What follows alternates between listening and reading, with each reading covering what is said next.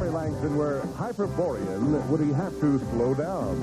We'll find out the answers to these questions and a lot more as we play television's funniest new game show, Wordplay. And here's the star of Wordplay, the man of many words,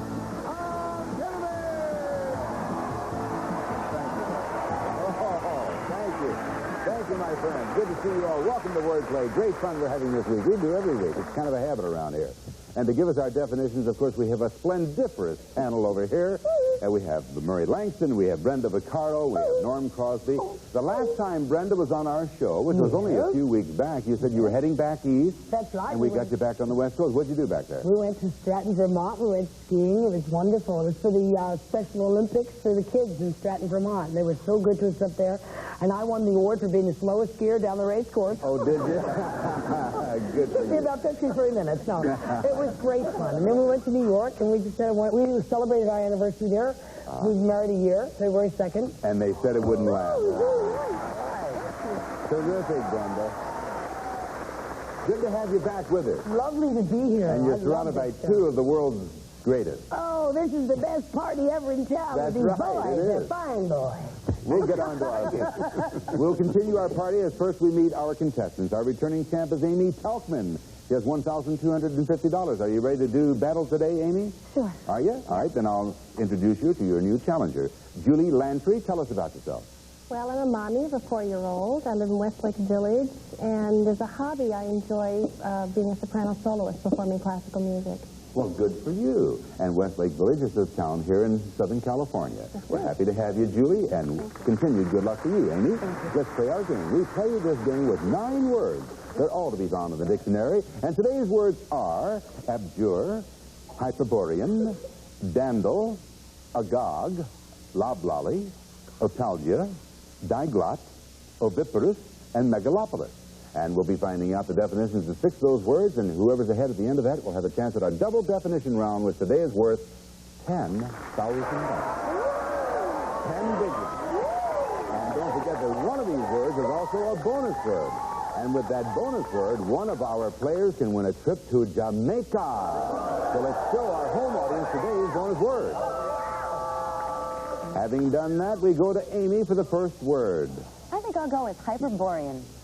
Let's see where I can find that. It's over there on the left. Hyperborean is what it is. Mr. Crosby, tell her about that, would you? Hyperborean. Hyperborean means overly sentimental. That's what hyperborean means. Overly sentimental.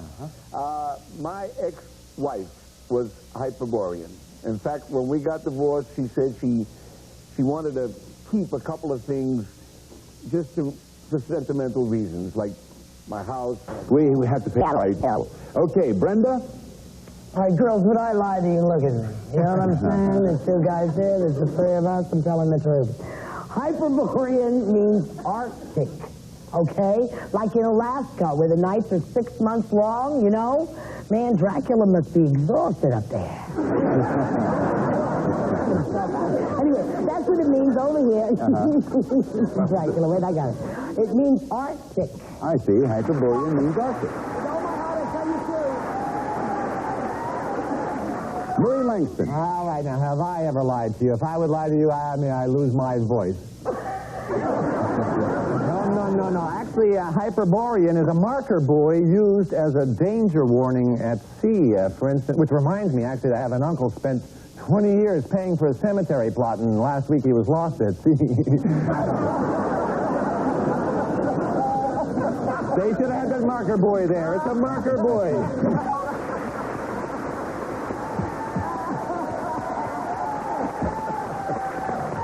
That's the truth. Hyperborean, Amy. Does it mean overly sentimental? Does it mean Arctic? Or does it mean marker buoy? Brenda, Arctic. You think it's Arctic. Hyperborean. Is that right? By golly, you did it again. Good for you. And behind Hyperborean is $50, and that goes on your scoreboard. And here comes Julie Lantry. Agog, please. Agog. Agog. Agog. That's for you, Brenda. Agog. Oh, agog is a fog. No. Agog is fog. That's what it is. London has always been known for its foggy weather, folks. And last time I visited there, I walked up to a stranger and I said to him, listen, when is summer? And you know what he said? He said, it's hard to tell. Last year it was on a Wednesday. Oh, you like that. That's great, yeah. Okay, we'll see where this is. Here it is. It's a very simple word. It means a frog. Agog, I know what agog means, all right? Agog, I know what this means because I am a high school graduate. I'm not kidding. I'm not kidding. I always get A's in school. Hey, wake up. Hey, sit down. Hey. But agog means to be eager. Someone who is eager, for instance, I am eager to learn and read. And according to Travel and Leisure magazine, by the way, the 3 busiest squares in the world are Trafalgar Square, Red Square, and John Denver.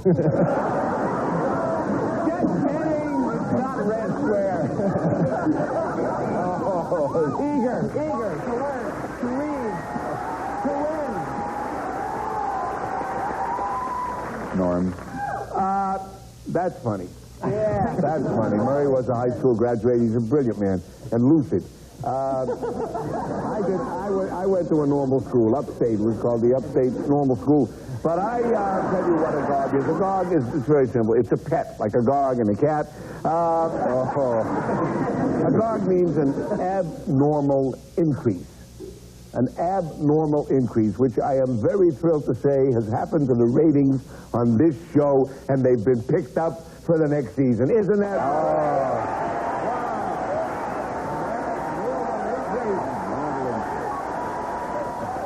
Well, there you have it, Julie. And you have your choice of 3 definitions. Abnormal increase. This is, of course, for agog. Is fog agog? Or is eager agog? What is agog, Julie? Eager. Agog is eager? Eager is agog? Is that right? Yes, it is.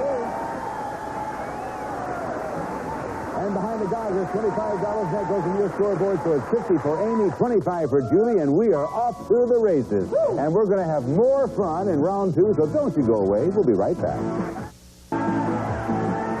If you're ready for some more fun, welcome to round 2. We've increased the dollar amount. The trip to Jamaica is still up there somewhere. Amy, which word next? Abjure. Abjure, she says. I don't hear the sound effects, but it is connected to $50. So if you get this right, you'll win not only the money behind abjure, but the $50 as well. All right, Murray, tell her about abjure. Well, abjure is actually very simple. It just means to insure, insure, like my insurance company. It's not very good. I look up the policy and it says if you lose a leg, all they'll do is help you look for it. That's what it means. It means to insure. That's awful. Cutie. Oh, I tell you.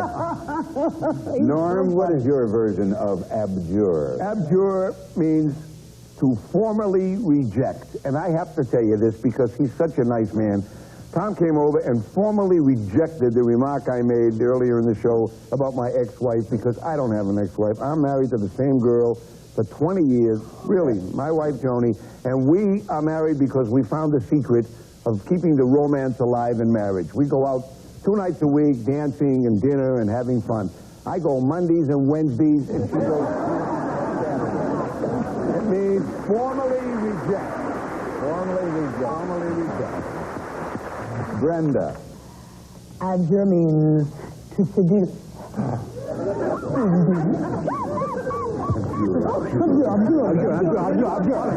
Let's be calm. This is a serious show. All right.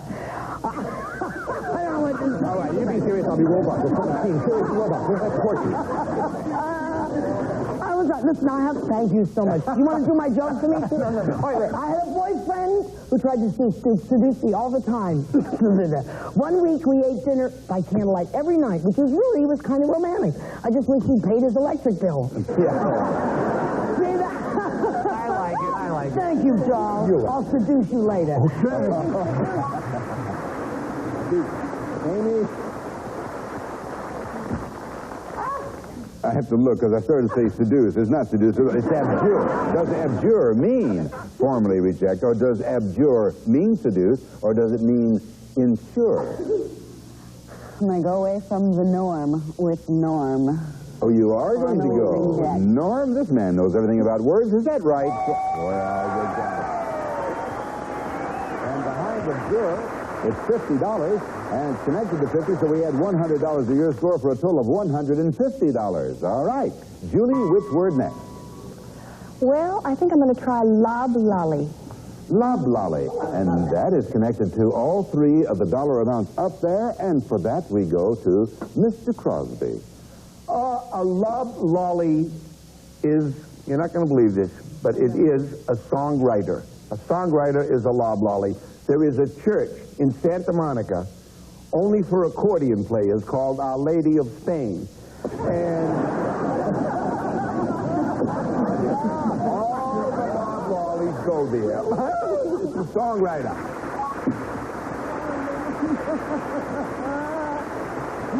Brenda. Yes. A loblolly is it's a mud hole. See, loblolly. If you're waddling through muck or mud and mire, you're either stuck in a loblolly or you're trying to fill out your 1986 taxes.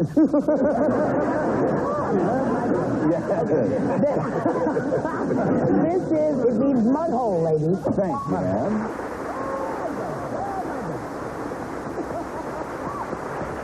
A loblolly is actually a tennis swing. It's a tennis swing like John McEnroe uses a loblolly a lot. He's incredible. I mean, he hits high, he hits low, he hits soft, he hits hard. And when he's finished beating up the official, then he plays tennis. But he uses a loblolly, which is a tennis swing. What do you think, Julie? Norm's songwriter sounded so wonderful. A loblolly is a songwriter. Is that right? No, that is not right. Well, this is a break for Amy. Amy, does loblolly mean mud hole, or does loblolly mean tennis swing? I'm going to go for Murray with tennis swing. Really? Is that a loblolly? Oh, it's a mud hole. So loblolly turns into a block, and that takes care of round two, so the game is still tight. 150 for Amy, 25 for Julie, and we'll come back and see if someone wins that trip to Jamaica after this.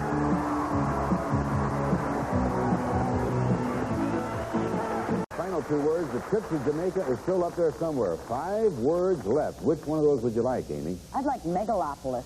Megalopolis? All right, that you will have as we go over to Brenda Vaquero. Megalopolis. Megalopolis is the high point of success. It's like winning the Nobel Prize, being appointed to the Supreme Court, do you hear me? Or appearing in the center box on Hollywood Square. Oh, boy. Okay. It means, my jokes are fabulous. Look at it. High point of success. There you go. All right. Murray? All right, a megalopolis. A megalopolis is actually a large city, which I don't know much about because I come from a small town. I mean, it is small. The clerk at our local 7-Eleven speaks English.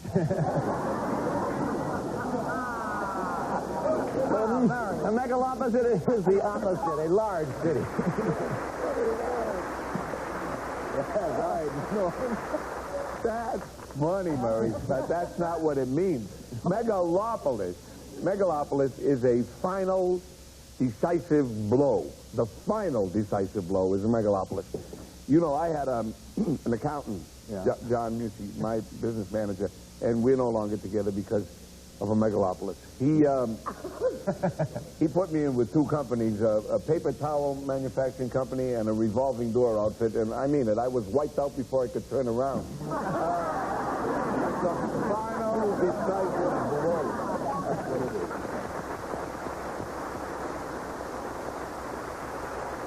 So, Amy, there you have the story of megalopolis. Does it mean final decisive blow? Does it mean high point of success? Or does it mean large city? What does it mean? Okay, Mary. Large city. He says megalopolis is large city. Is that it? Yes, that's it. That's what a megalopolis is, all right. And a room... Oh, look at that. $300. We add that to your score for a whopping $450. Julie, this is the last word. Julie, Amy has $450. You have $25. What are you going to do? I can't pronounce it. The one above, the one she just did. I see. Oviparous. We go over to Murray Langston. Okay, oviparous means egg laying. It's sort of like, what did the hen say when it saw a scrambled egg? It said, look at that crazy mixed-up kid. So it's sort of like egg laying, like I just did telling that joke. Laying an egg, or is oviparous. Okay. Norm, tell us about it. Oviparous. My word? Yes, sir. Of course. Oviparous. Oviparous means... Oviparous. Oviparous means sugar-coated. That's what it means. It means sugar-coated. You can bet your life, when Sugar Ray Leonard goes out in the wintertime, he is oviparous. Sugar-coated. No, that's what it means. It means sugar-coated. It's sugar-coated. That's what it means. I thought you were going to say sugar-coated. Okay. Hi, Brenda. Hi, Joe. Mine's fabulous. Oviparous means having dark streaks on a very gray background. This is often seen on a cat, a dingy curtain, or the head of a man who has misread the directions for greasing formula. Okay,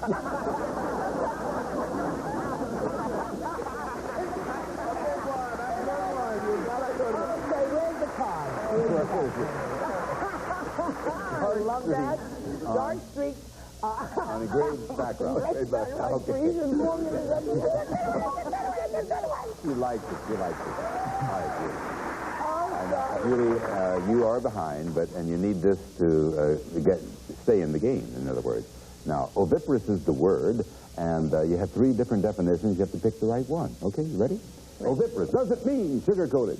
Does it mean dark streaks on gray background? Or does oviparous mean egg-laying? Julie, what is your answer? I'm going to guess Brenda's answer, dark streaks on a gray background. Oh, so it is a guess, huh? It is You didn't definitely know a that. guess. Is she still in the game? Is it dark streaks on gray background? Is that it? That is not it, and Amy remains our champion. Now, here, Norm, is where we find out how obstreperous our audience is. Because they get a chance to play. Now, audience, with applause alone, how many of you think that oviparous is sugar-coated? How many of you think oviparous is egg-laying? Is it egg-laying? It is egg-laying, and you got it right. There you go. All right. We have to say goodbye to Julie Landry, however. Julie, we enjoyed having you on the show. Did you enjoy it? I had a lovely time. That's terrific. Nice parting gifts for you. Thank you for playing our game. Amy Kaufman, come over here. Win number 2 for you, huh, kid? Yeah. Win number 2. So far, $1,250. What's he going to go for up there? Oh, do you believe that? In 45 seconds after this commercial break, she can make $10,000. Let's see if she does right after this. All set? Right. Amy Kaufman. Just for the second day to win on this show, she has to get from the left side of this board to the right side in 45 seconds or less in order to earn $10,000. Now, when you call for a box, you'll be given 2 definitions of a single word. And if you get that word right, you will hear this bell. And when you hear that bell, that means you're correct, and you can go on to pick the next box. If you get stuck, you must say pass, then that box will turn into a block. Then you must either go up or down to go around that block to get across the board in 45 seconds or less. You all set? Sure. Good luck to you. 45 seconds on the clock, please.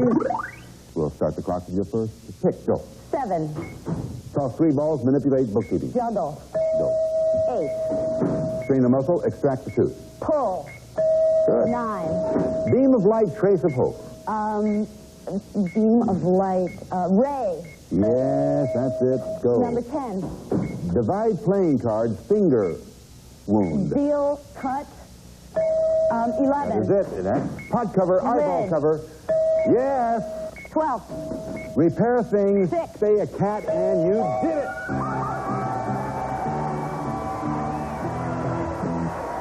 You may not read that, but you're welcome. How many? 15? You have 15 seconds left over. Yes, 15 seconds left over. And she won $10,000 no matter what that board says. That's what you won. And we'll come back to tell you about all of her winnings right after this.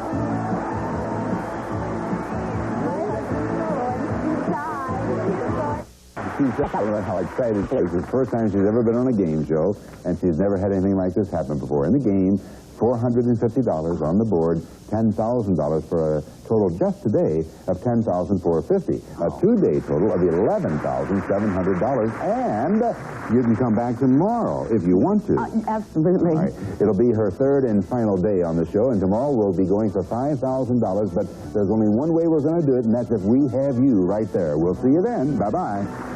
All right, Sid, come on over.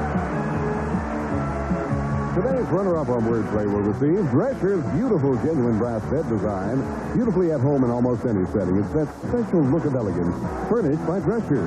Plus, Glassworks, the vinegar cleaner that really works. Glassworks, made with vinegar, cleans with less work. Some member of our studio audience today will receive a service merchandise gift certificate. Select top name brands from our catalog or redeem at any one of our stores, furnished by Service Merchandise.